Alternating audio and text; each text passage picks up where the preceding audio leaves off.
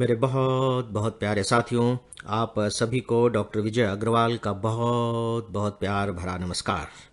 Friends, सबसे पहले मैं आप सभी को अपनी पत्नी डॉक्टर प्रीति अग्रवाल की ओर से और अपनी ओर से बहुत बहुत धन्यवाद देना चाहूँगा और आप सबके प्रति बहुत बहुत आभार भी व्यक्त करना चाहूँगा। और यह आभार है शिक्षक दिवस पर जो आप सब ने हम दोनों के प्रति अपनी भावनाएं व्यक्त की हैं।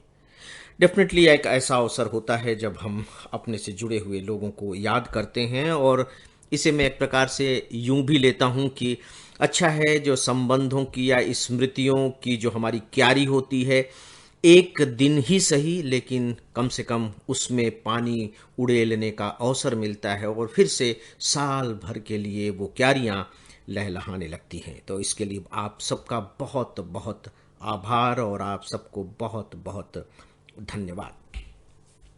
फ्रेंड्स, आज मैं समय प्रबंधन को लेकर के आप सबसे कुछ बातें करने जा रहा हूं, लेकिन उसके पीछे रीज़न है।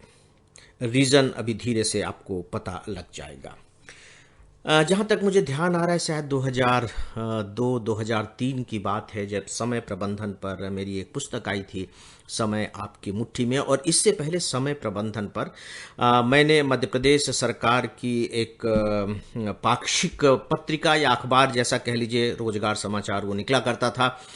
और इससे पहले मध्य प्रदेश सरकार की एक पाक्षिक पत्रिका या अखबार जैसा होता था, रोजगार निर्माण।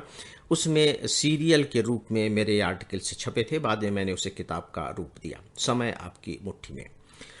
जब मेरी ये किताब छप करके आई तो लोगों ने मुझे समय प्रबंधन का एक्सपर्ट समझ लिया और मेरे पास बहुत सारे लेटर्स आने लगे और हजारों की संख्या में वो पत्र आज भी मेरे पास मौजूद हैं। मुझे लगता है कि वो तो अब म्यूजियम की चीज हो गई, आंखों खासकर लेटर्स।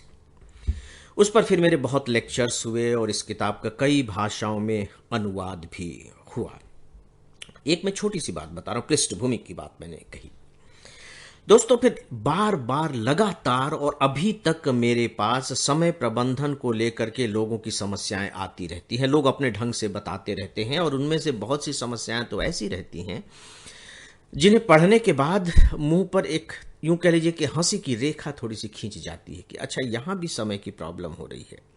जैसे रोजगार नहीं है लेकिन समय की समस्या है, समय प्रबंधन नहीं हो रहा है। पढ़ाई कर रहे हैं लेकिन कॉम्पिटिटिव एग्जामिनेशन के लिए समय का प्रबंधन नहीं हो रहा है। तो इसका इलाज क्या है? इलाज ये है कि किसी चीज को छोड़ दिया जाए। देखिए, समय प्रबंधन के बारे में जब हमारे दिमाग में कोई बात आती है तो दो तथ्य या कह लीजिए दो पक्ष बिल्कुल स्पष्ट हैं। पहला यह कि हमें ऐसा लग रहा है कि हमें समय की जरूरत है इस काम के लिए। उस समय हमने जो भी काम सोच लिया है, इसके लिए हमें अतिरिक्त समय की जरूरत है। इसका पहला पक्ष तो ये है। और दूसरा पक्ष ये कि हम ऑलरेडी कुछ न कुछ कर रहे हैं और उसमें से समय निकालना हमारे लिए मुश्किल हो रहा है। लेकिन अगर मुझे नए काम के लिए समय चाहिए तो उसका फिर उपाय क्या है? उसका एकमात्र उपाय यही है कि जो मैं काम कर रहा हूं उसमें से मैं कुछ काम को छोड़ दूं, कम कर दूं, या सभी काम को छोड़ दूं। उदाहरण के तौर पर जब स्टूडेंट मुझसे पूछते हैं कि सर, मुझे आईएएस की तैयारी करनी है लेकिन मैं नौकरी भी कर रहा हूं, समय नहीं निकाल पाता हूं, तो बताइए मैं क्या करूं। मैं सोच रहा हूं कि मैं नौकरी छोड़ दूं ताकि मैं लग करके आईएएस की तैयारी कर सकूं।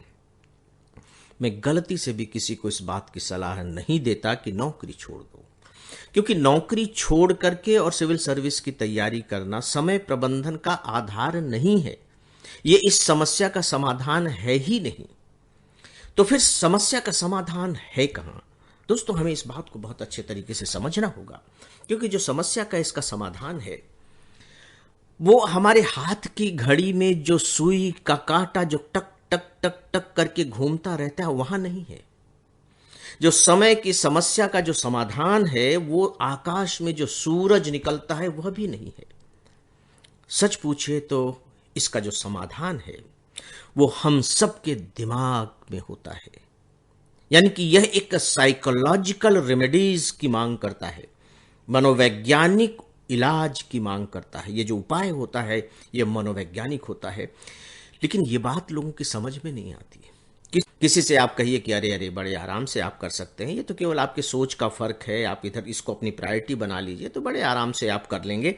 लेकिन उन्हें इस बात पर विश्वास नहीं होता है, क्योंकि उन्हें लगता है कि भैया 24 घंटे हैं, 24 घंटे में मैं ये काम कर रहा हूँ, नए काम के लिए मुझे रोज 4-5 घंटे चाहिए। तो ये कैसे हो सकता है? वो तो गणित है, 24 घंटे मतलब 24 घंटे। या तो ये 24 घंटे 30 घंटे हों, तो 6 घंटे मुझे दूसरे काम के लिए मिल जाएंगे, या फिर कुछ इस तरीके का हो कि जो मैं ऑलरेडी काम कर रहा हूँ जिसमें मेरे घंटे इन्वॉल्व हैं उनको मैं छोड़ दूं, तो वहां से जो कुछ घंटे बचेंगे उनको अपने नए काम में लगा दूं। तो ये तो बिल्कुल गणित के फार्मूले की तरह है, इसमें साइकोलॉजी कहाँ आती है? वैसे अगर आप सोच रहे हैं तो गलत नहीं सोच रहे हैं, लेकिन दोस्तों जब मैं मनोविज्ञान की बात कर रहा हूं तो बहुत सोच समझ कर इसकी बात कर रहा हूं। अपनी पुस्तक में मैंने बहुत विस्तार के साथ इसके बारे में लिखा है, लेकिन अब जो मैं एक बहुत ही प्रैक्टिकल उदाहरण आपके सामने रखूंगा, डेफिनेटली चूंकि आज वक्त नहीं है, वह कल कर पाऊंगा। तब तक के लिए आप सबसे अनुमति चाहूंगा। नमस्कार।